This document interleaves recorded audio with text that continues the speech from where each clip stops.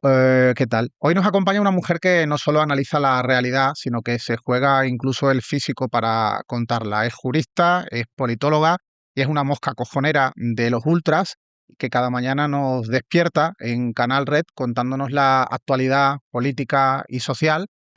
Hey, hey, hey, the truth will rise. Sparky is back and hunting trolls. Boom, boom, boom, the fastest cry. Frederick neighbor is in town. Y bueno, hoy tenemos con nosotros a Alejandra Martínez. ¿Qué tal? ¿Cómo estás, Ale? Muy buenas tardes, Rubén. Me ha encantado lo de mosca cojonera. Mi madre también me lo decía. ¿En qué se diferencia de lo que haces tú, de lo que hace Bertrán Endongo o Vito Quiles? Bueno, yo creo que se diferencia claramente primero en que yo no estoy sentada en ningún banquillo de los acusados por acoso, no me invento bulos para hacer las preguntas que hago, no acoso a la gente a la puerta de sus casas, no filtro sus direcciones. Y a mí esta pregunta me hace mucha gracia porque parece que el reporterismo de calle lo han inventado Vito Quiles y Bertrán Endongo. Esto es una cosa que se hace desde hace muchísimo tiempo, que aquí lo hacía Caiga quien caiga, que en Canal Red lo hacía Willy Veleta. La única diferencia es que nosotras no somos como ellos y nosotras lo que hacemos es reporterismo. Preguntamos en los sitios donde tenemos que preguntar, pero luego no nos dedicamos a manipular las respuestas, no nos dedicamos a acosar a gente ni por redes, ni en la calle, ni a violentarlas, ni a azuzar a nuestros seguidores contra ciertas personas por su ideología. Y de hecho, pues bueno, yo creo que la diferencia vamos, abismal, pero para cualquiera eso, que pueda pensar que más o menos lo que hacemos Vito Quiles y yo es más o menos lo mismo, pues yo eso. Lo que hay detrás tuya es un maniquí, No, es Mario, es nuestro compañero que es editor. pero, pero sigue vivo, ¿no? Sigue vivo, Es que llevamos sigue vivo y 15 minutos trabajando. Si no me y equivoco, no se mueve. Pobre Mario. mueve las manos. Es Pero que los editores son lo gente tratan bien, ¿no? muy... Sí. Mario, un beso. Oye, ¿cómo se vive en el Congreso, donde se intenta cubrir información, hacer información periodística, pero te tienes que cruzar con tipos como Quiles, Endongo, y no sé si hay algún personaje más ahora especialmente destacable, porque ahora estos dos están copando lo que es la imagen pública del periodismo ultra, pero igual hay más personajes así en el Congreso que de alguna forma impiden ejercer el ejercicio del periodismo de forma, pues bueno, tranquila, por orden, compañeros preguntándole a cargos, a ministros, a diputados cosas y de repente estos se meten de por medio a hacer cuestiones muy diferentes a lo que supone el ejercicio real del periodismo. ¿Cómo se vive eso día a día? Pues yo creo que dificulta mucho el trabajo de la gente que intenta hacer un trabajo periodístico, pues, más o menos riguroso. Yo, por ejemplo, no voy a cubrir las ruedas de prensa porque normalmente pasan mientras yo estoy en directo en Despierta, pero creo que mucho de ese mamporrerismo, ¿no? Y de ese, además, como poco compañerismo con otros compañeros periodistas, de robarles la palabra, pues bueno, de interrumpir sus preguntas y las respuestas de quienes están preguntando, creo que se hacen esas ruedas de prensa. Yo sí que he podido hablar con otros compañeros, por ejemplo, que, pues, con los que sí que hay cierta complicidad, porque, bueno, pues agradecen, que yo vaya a eso, pues también a hacer un poco de antifascismo mediático y a preguntarles a ellos, pues, que por qué están haciendo lo que hacen, ¿no? Muchas de las cosas que vemos, además, o sea, bueno, además es que lo ejercen con una impunidad increíble. Mira, yo estaba la semana pasada, llegamos mi compañero Pablo y yo, que somos los que vamos al congreso, llegábamos un poco tarde porque salimos de aquí un poco tarde y como justo estaba acabando la sesión de control, nos quedamos fuera, porque te tienes que acreditar para entrar dentro y eso es un proceso que tarda, pues, a lo mejor 20 minutos entre que subes y demás, y no queríamos perdernos a la posibilidad de que mientras salía algún representante político pudiésemos preguntarles. Y estábamos fuera y la policía se nos acercó para que nos tuviésemos que ir al otro lado de la calle porque no estábamos acreditadas. Y sin embargo, dentro del Congreso no se puede grabar y Bertrand Endongo y Vito Quiles graban en la plaza del Congreso sin que la policía les diga nada y han subido vídeos a redes sociales grabando en sitios que están prohibidos con la impunidad total de la misma gente que a mí me dijo que me tenía que cambiar de calle, de acera, porque todavía no estaba acreditada, cuando estoy perfectamente acreditada, pero quería esperar para poder hacer mi trabajo, porque si no, me daba cosa no llegar. Y esto Esto es muy grave porque es que, claro, si ni siquiera, ¿no?, los supuestos poderes del Estado actúan. O sea, a mí me llamaron la atención el otro día, pues eso, por estar fuera en la calle, en el espacio público, y ellos, sin embargo, dentro pueden hacer cosas que el resto no podemos hacer. Dentro del Congreso no se puede grabar, en los pasillos del Congreso no se puede grabar, solo puedes entrar, o sea, solo pueden grabar las cámaras, y ni En siquiera los en los baños pasillos del me han Congreso. dicho que en los baños tampoco se puede, pero que una vez Negre intentó grabar a Óscar Puente sacando, vamos, que me lo contó el ministro en una entrevista, que lo persiguió hasta los baños del Congreso. Sí, sí, y claro, y estas cosas, como te llegan a hacerte preguntar, claro, joder, si a mí me pueden llamar la atención la policía por estar fuera, ¿qué coño hacen esta gente todavía dentro del Congreso, acreditados, y que se pueden refugiar dentro? Porque el otro día, cuando yo le fui a preguntar a Vito Quiles, lo que hizo Vito Quiles para evitar responderme fue meterse dentro del Congreso, donde yo no puedo grabar. Y Sí. como yo sí respeto las normas del Congreso, yo no le sigo dentro del Congreso a grabar, porque dentro del Congreso no se puede grabar. Y a mí sí me hubiesen llamado la atención. Pero sí que hay malestar, además, también entre el resto de compañeros, porque, bueno, yo creo, o sea, la gente, además, que suele ir al Congreso no son los grandes dueños de las grandes cadenas mediáticas, ¿no? Son trabajadores, son periodistas que, pues, que curran por un salario relativamente digno o no, dependiendo del medio, pero tampoco una cosa como muy loca, que van a hacer su trabajo y a la que esta gente dificulta mucho trabajar, la verdad. Lo que ocurre es que la gente, lamentablemente, igual que está convencida mucha de votar a la extrema derecha, pues también muchos están convencidos de que el periodismo es eso y no lo que realmente hacemos los periodistas, que es muy diferente, ¿no? Efectivamente, y de hecho es que, bueno, hasta a mí me pasa, ¿no?, que me responden de vez en cuando hago algún vídeo sobre esto, diciendo: "¿Le queréis meter en la cárcel solo por hacer entrevistas?". Es como, no, o sea, en este país hay mucha gente de izquierdas en la cárcel por muchas cosas, pero no creo que nadie haya entrado en la cárcel exclusivamente por hacer una entrevista. Lo que pasa es que Vito Quiles no está siendo juzgado ahora mismo por hacer una entrevista, está siendo juzgado por un delito de calumnias, por inventarse bulos contra ti, por reírse de una persona con discapacidad. Esto no es una entrevista, esto no es entrevistar a alguien. Y Vito utiliza mucho, bueno, lo decíamos antes también, ¿no? Esta idea, ¿no?, de periodista incómodo, de decir la verdad, de lo objetivo, ¿no?, de cómo va a ser ilegal hacer una pregunta. Es como, bueno, yo también, si claro, si yo voy mañana y a Vito Quiles, en vez de preguntarle, lo que le pregunto, que es todo real y basado en hechos reales, cojo y le digo: "Oye, Vito, ¿y tú la trama de prostitución que diriges no sé, en la casa de campo, cómo se distribuye?". Pues hombre, eso no es una pregunta, eso no es una entrevista, eso es mentira y yo sería una persona que estaría calumniando a Vito Quiles y me tendría que sentar en un banquillo. Vamos a pasar a otro tema también relacionado con prensa, con la prensa ya seria de la derecha y la extrema derecha, la prensa supuestamente seria. Tú que analizas portadas a diario, yo he perdido ya la cuenta de cuántos reportajes en ABC o en La Razón analizan el look de Ayuso como si fuera una influencer de moda, una belleza a nivel internacional de la que hay que hablar continuamente sobre lo bien que viste, lo guapa que está, etcétera, etcétera, etcétera. En cambio, de políticos de izquierdas nunca verás un reportaje en ese sentido. Yo no lo querría ver de ningún tipo de político realmente porque dan vergüenza ajena y además huelen a pasta, ¿no? A la muchísima pasta de dinero público, no del partido precisamente, sino de dinero público que meten gobiernos del Partido Popular, gobierno especialmente de la Comunidad de Madrid, en estos dos medios de información o de desinformación, según el tipo de noticia del que estemos hablando. ¿Tú cómo ves esa movida de los reportajes de moda sobre cómo viste Ayuso? Yo es que creo que les tendrían que poner un warning que pusiese publirreportaje, porque son lo que son publirreportajes.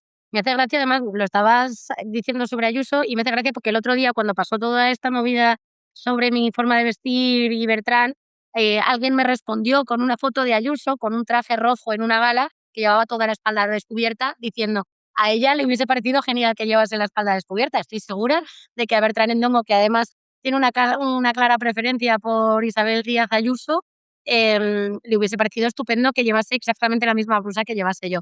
Pero eso son publirreportajes. Y eso es una cosa que se hace en muchos medios, también se hace en medios regionales, que meten publicidad de ciertos cargos, o bien en las páginas de moda, o bien en las páginas de sociedad, cuando visitan galerías y demás cosas, y son yo creo que, pues, una de esas maneras que tienen los medios de saltarse ciertos, bueno, pues, ciertas limitaciones que hay para la publicidad institucional, toda la publicidad tiene que ir marcada como publicidad en los medios de comunicación, pero claro, muchas veces se encuentran, pues, sus vericuetos para saltarse este tipo de cosas. Lo hacen también grandes marcas como Mercadona, como Zara. Hay mucha publicidad encubierta, hay mucha gente que además es experta en intentar encubrir este tipo de. De esas empresas que tanto dicen que no pagan publicidad y no Eso paras de es, ver publi eso es. reportajes hablando bien del último producto que ha sacado a la venta Mercadona, por ejemplo, ¿no? Exacto. O las campañas de donación de Amancio Ortega. Esto se dice mucho, ¿no? Si una donación no es anónima, es publicidad en general. Pues estas campañas de no, voy a donar máquinas contra el cáncer, que si, pues, si pagase sus impuestos no tendría que donar porque a lo mejor ya tendríamos para pagar esas máquinas. Pero, pero eso es también publicidad. Por cierto, Sí, Alejandra, en la flotilla, que hablamos de un elemento simbólico en cuanto a proyectar la necesidad de movilizarse contra lo que está haciendo el Estado genocida de Israel, en la flotilla seguro que lo pasaste mal, fueron muchas semanas en un barco que no era precisamente un crucero, lo que estabais haciendo los de la flotilla, pero también creo que lo pasarías bien en cuanto a conocer gente, conocer más o profundizar en relaciones o conocer gente a la que no conocías de nada más que por haberla leído en las redes, en medios y tal. ¿Tienes alguna experiencia especialmente positiva de haber conocido a alguien que te haya llenado, ¿no? En ese sentido, durante ese viaje. yo creo que, en general, lo que pasa en este tipo de experiencias, ¿no? En el que se junta gente militante que tiene muchas experiencias militantes en muchos sitios, que fuimos muy disciplinadas en muchas circunstancias, que teníamos un bagaje, es que en general aprendes mucho de todo el mundo. Y yo recuerdo sobre todo, para mí, el mayor momento de eso, como el momento en el que además tienes tiempo para sentarte y escuchar más historias, aparte de las horas muertas en el barco, es la cárcel. Yo pasé 5 días en una celda con otras 13 personas, 13 mujeres, entre ellas estaba Greta Thunberg, que cayó en mi celda, pero, pero yo recuerdo, por ejemplo, un momento en el que, las compañeras que sabían leer árabe nos leyeron las inscripciones que estaban en las paredes de la cárcel y nos contaron las historias de los presos palestinos que habían pasado por esa misma celda antes que nosotras. Y fue un momento muy solemne y muy bonito, y yo aprendí mucho, además, de una compañera periodista también sudafricana, ya bastante mayor. Aprendí mucho de mis compañeras griegas, muchas cosas que no sabía, como de militancia de base. O sea, fui a despedir la flotilla, hace un par de el 12 de abril, cuando salía de Barcelona, y volví a ver a gente que no veía desde la cárcel y, y bueno, claro, o sea, lloramos un montón porque es una experiencia que desde lo personal te une mucho, además, en base a un objetivo conjunto que hace que muchas de las rencillas que se pueden tener como personas, a lo mejor, en un espacio muy reducido como es una celda que se supone que es para 5 personas, para 14, no importen tanto, porque nosotras, sobre todo, además, lo que hacíamos mientras estábamos allí era pensar qué íbamos a hacer cuando íbamos a volver, qué teníamos que hacer cuando viniésemos, cómo nos íbamos a organizar aquí, qué habíamos aprendido de esa experiencia y cómo la podíamos trasladar a nuestras experiencias militantes aquí a la vuelta.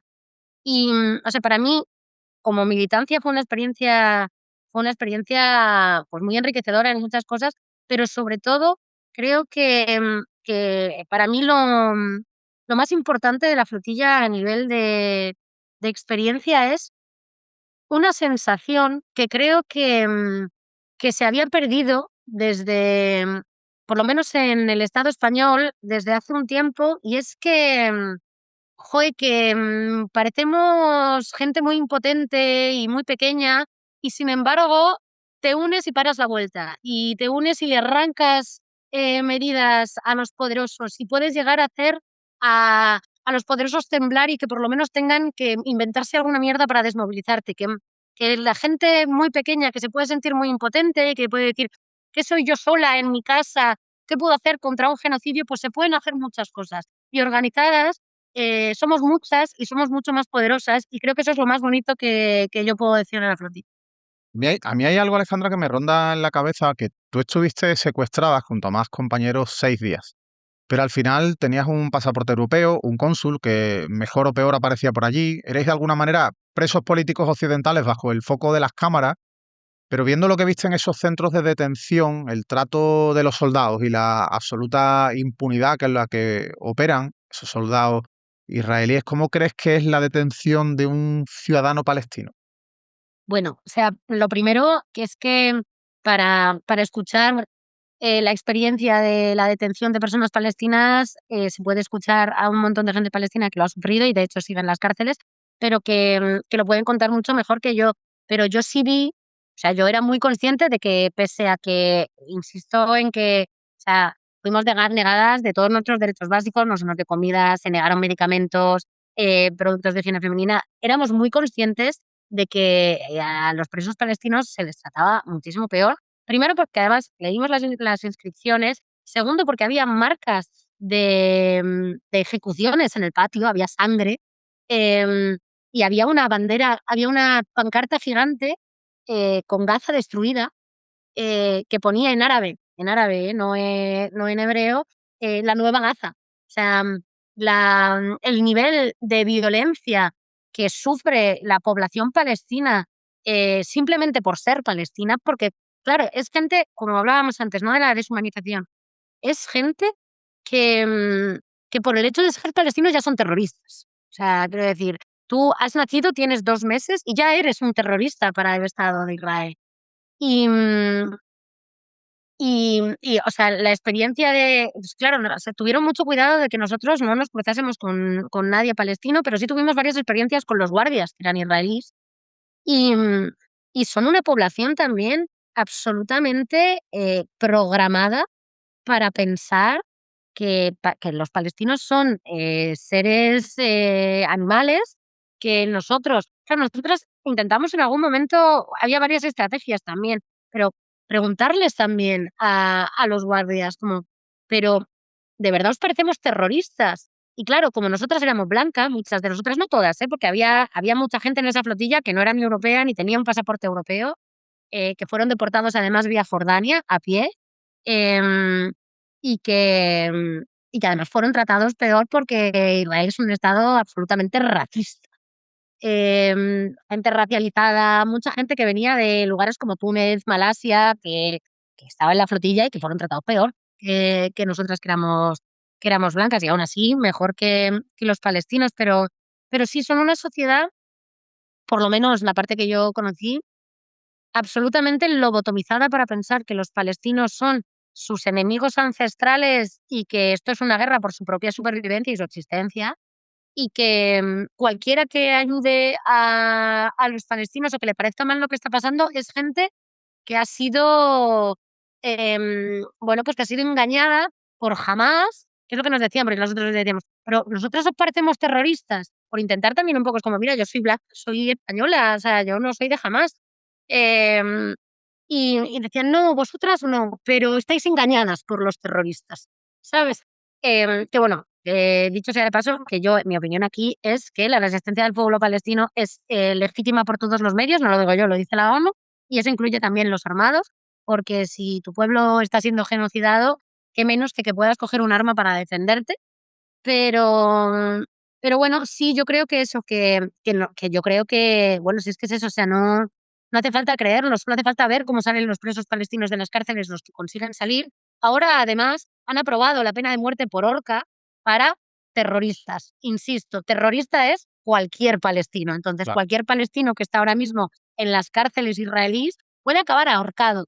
Pues esa es la realidad de lo que simboliza y significa el Estado genocida de Israel De hecho, y imagínate en esta realidad en la que vivimos, donde el PP y Ayuso especialmente nos dice que ETA está más viva que nunca y nos vende que hay terrorismo, un terrorismo totalmente inexistente, pues uno no se puede ni imaginar qué será el terrorismo para el Estado genocida de Israel, que será realmente un terrorista allí, pues alguien sencillamente que intente ejercer el derecho a la libertad de expresión, muy posiblemente, ¿no? Bueno, pues Alejandra, ha sido un placer charlar contigo hoy preguntándote yo a ti en vez de tú a mí y espero volverte a ver pronto en el canal. pues muchísimas gracias por todo, Rubén, y a todo el equipo. Gracias por tenerme aquí hoy. Muchas gracias, un beso muy grande. Igualmente. Hey, hey, the truth will rise. Fuck you with that.